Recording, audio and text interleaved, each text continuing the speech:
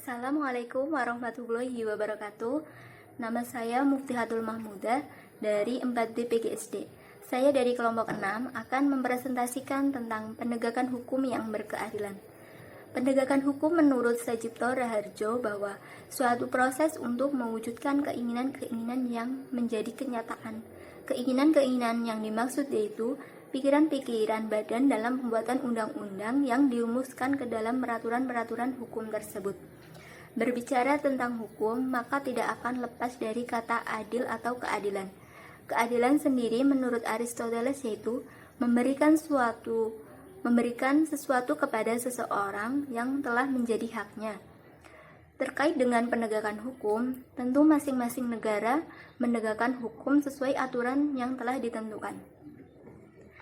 Nah, salah satu negara hukum yaitu negara Indonesia. Indonesia dikatakan negara hukum karena semua kegiatan pelaksanaannya diatur oleh aturan-aturan yang sudah ditetapkan oleh pemerintah. Untuk menyelesaikan perkara-perkara yang terjadi di masyarakat secara adil, maka aparatur hukum harus menjalankan tugasnya sebaik mungkin atau dapat dikatakan adil dalam menjalankan tugasnya. Aparatur hukum bertujuan untuk meningkatkan ketertiban dan kepastian hukum sehingga masyarakatnya merasa diberi pengayoman atau hak-haknya terlindungi. Nah, menurut Gustav Rothbard, seorang ahli filsafat dari Jerman mengemukakan bahwa untuk menegakkan hukum harus memiliki 3 unsur. Yang pertama yaitu unsur keadilan, di mana keadilan merupakan suatu unsur yang harus sangat diperhatikan dalam proses penegakan hukum. Karena apabila dalam proses penegakan hukum adanya ketidakadilan, maka masyarakat akan merasa sangat resah dan wibawa hukum dan penegak hukum akan luntur. Unsur yang kedua yaitu kemanfaatan, yang artinya yang dimaksud yaitu aparatur hukum dalam menjalankan tugas harus mempertimbangkan agar selama proses penegakan hukum dapat mengambil keputusan secara bermanfaat. Yang ketiga yaitu unsur kepastian hukum, di mana hakikatnya hukum yaitu perlindungan terhadap tindakan yang sewenang-wenang, sehingga dengan adanya kepastian hukum maka masyarakat akan merasa hak-haknya terlindungi. Untuk mewujudkan hukum nasional yang berlandaskan Pancasila dan Undang-Undang Dasar Negara Republik Indonesia tahun 1945, maka pembangunan mencakup 3 sektor. Yang pertama, sektor militer hukum, yang kedua, sektor sarana dan prasarana, yang ketiga yaitu sektor aparatur hukum. Aparatur hukum dalam melaksanakan tugasnya melalui yang pertama, lembaga kepolisian yang berfungsi sebagai lembaga penyidik, yang kedua lembaga kejaksaan yang berfungsi sebagai lembaga penuntut, dan yang ketiga yaitu lembaga kehakiman yang berfungsi sebagai lembaga pemutus perkara. Terkait dengan kehakiman, maka terdapat pada pasal 10 ayat 1 nomor 14 tahun 1970 yang telah diubah menjadi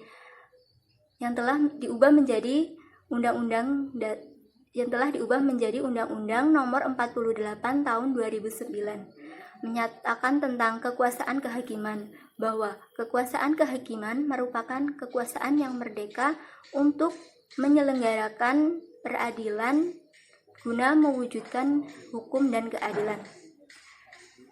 Terkait kekuasaan kehakiman tersebut dalam pelaksanaannya meliputi badan dari 4 lingkungan. Yang pertama yaitu peradilan agama, yang kedua peradilan militer, yang ketiga peradilan tata usaha dan negara, yang keempat peradilan umum. Untuk peradilan agama sendiri yaitu bertugas untuk mengadili terkait dengan agama Islam, misalnya perkawinan, warisan, wasiat, dan lain-lain. Nah, untuk peradilan militer bertugasnya untuk mengadili seseorang yang telah melakukan kejahatan. Seseorang tersebut yaitu Angkatan Perang RI. Untuk yang ketiga, peradilan tata usaha dan negara, yaitu bertugas untuk mengadili pegawai dari tata usaha negara yang telah melakukan kejahatan. Yang keempat, peradilan umum, yaitu bertugas untuk mengadili rakyat pada umumnya. Terkait penegakan hukum atau hukum sendiri, terdapat peradilan umum dan peradilan khusus. Peradilan umum yaitu yang telah saya sebutkan tadi, bahwa untuk mengadili rakyat pada umumnya. Lah kemudian yang kedua, peradilan khusus meliputi peradilan militer, peradilan agama, dan peradilan tata usaha negara yang dikarenakan untuk mengadili bidang-bidang tertentu atau golongan-golongan rakyat tertentu. Dari keempat lingkungan badan tersebut, maka dapat menjalankan tugasnya masing-masing yang melalui badan secara bertingkat. Yang pertama yaitu adanya pengadilan nasional atau pengadilan tingkat. Nah, dari pengadilan nasional itu maksudnya yaitu pengadilan untuk membahas kasus tingkat pertama. Yang kedua, pengadilan banding atau pengadilan tinggi. Saya ulang. Yang pertama yaitu pengadilan nasional atau pengadilan tingkat untuk membahas terkait kasus tingkat pertama. Yang kedua yaitu pengadilan banding atau pengadilan tinggi untuk membahas apabila belum merasakan puas terhadap keadilan yang telah diberikan oleh hakim pada pengadilan nasional atau tingkat. Untuk yang ketiga, pengadilan kasasi atau apabila salah satu pihak belum merasa puas keadilan maka dapat diajukan ke MA. Nah, setelah dari pembahasan tersebut terkait dengan artikel yang saya buat berjudul tentang permasalahan penegakan hukum yang berkeadilan di Indonesia, menyatakan bahwa hukum yang ada di Indonesia masih dapat dikatakan masih adanya ketidakadilan karena hukum sendiri lemah terhadap rakyat yang miskin. Contohnya, pada kasus dahulu terdapat kasus yang diterpa oleh seorang nenek yang bernama Asyani berumur 63 tahun dari Situbondo, Jawa Timur. Beliau telah melakukan pengambilan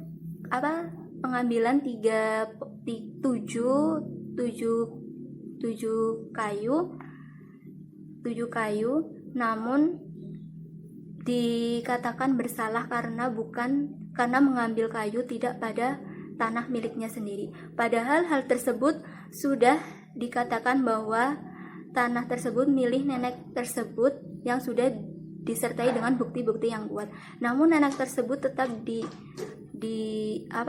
dibawa ke pengadilan untuk menindaklanjuti kasus tersebut.